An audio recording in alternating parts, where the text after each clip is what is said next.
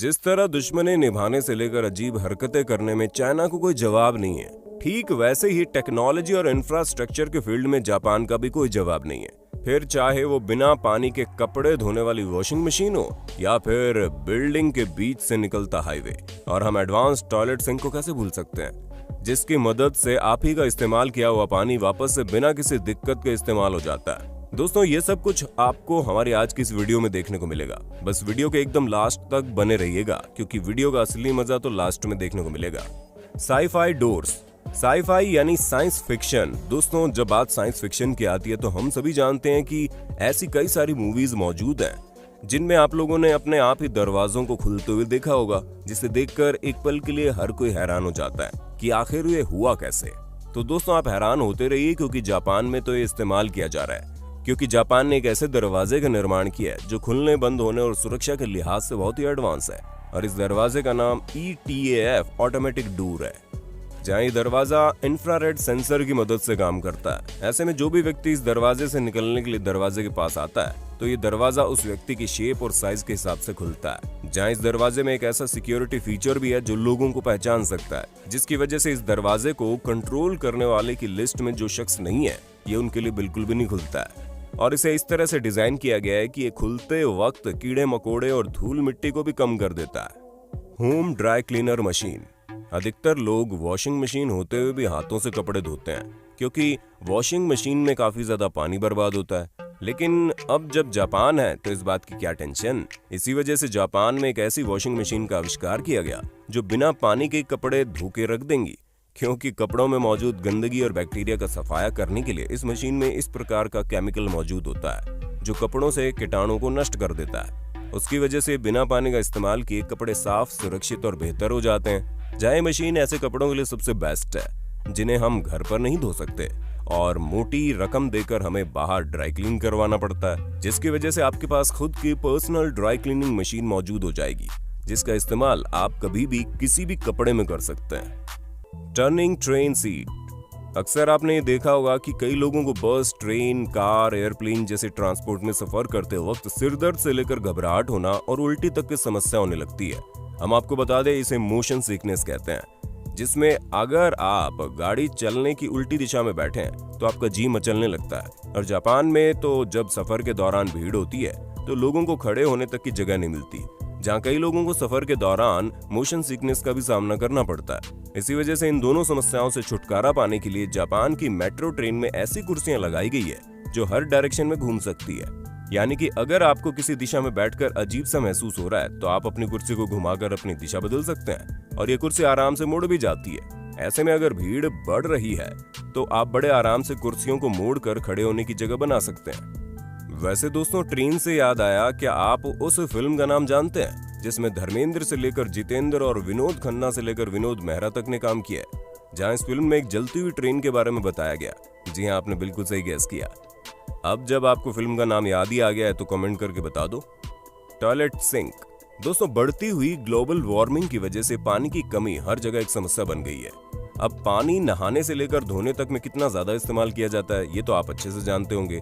ऐसे में आप लोगों ने देखा होगा कि टॉयलेट के फ्लश टैंक में करीब 7 से 8 लीटर पानी मौजूद होता है। यानी कि हम अपने हर समय में 7 से 8 लीटर पानी यूं ही बर्बाद कर देते हैं। और इसी समस्या को जापान में बहुत गंभीरता से लिया गया, जिसके कारण वहां पर एक ऐसे टॉयलेट सिंक का आविष्कार हुआ जो साफ पानी नहीं बल्कि हर इस्तेमाल में पहले से इस्तेमाल किए गए पानी को ही रिपीट करेगा। हालांकि वो गंदा पानी नहीं होता, बल्कि पानी को रिसाइकिल करने के लिए एक अलग तरह का वॉश बेसिन लगा होता है जो साधारण वॉश बेसिन से अलग है। ऐसे में जब कभी भी आप अपने हाथ धोने के लिए वॉश बेसिन का इस्तेमाल करते हैं तो जो पानी आप इस्तेमाल करते हैं वो वॉश बेसिन में कलेक्ट हो जाता है, जिससे वो आपके टॉयलेट इस्तेमाल करने के बाद फ्लश के साथ बहा देता है। यानी कि आप ही का इस्तेमाल किया गया पानी दोबारा से इस्तेमाल हो जाता है, जो कि वाकई बहुत शानदार बात है। Heated carpet.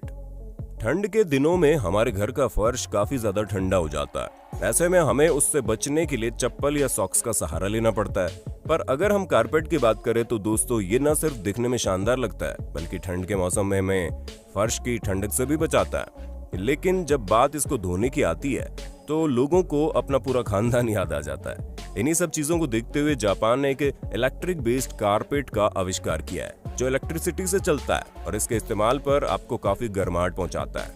अगर आपको इसे साफ करने की चिंताएं सता रही है तो इसकी भी कोई टेंशन नहीं है, क्योंकि वाटर रेजिस्टेंट होने के साथ साथ स्टेन रेजिस्टेंट भी है, यानी कि पानी तो इसे गीला नहीं कर पाएगा और अगर कोई दाग इस पर लग जाता है तो वो भी बड़ी आसानी से साफ हो जाएगा। कीबोर्ड और ड्रम सेट।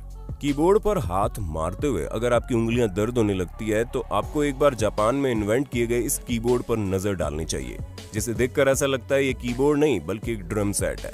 इस कीबोर्ड को जापानी गूगल इनपुट डेवलपमेंट टीम द्वारा बनाया गया।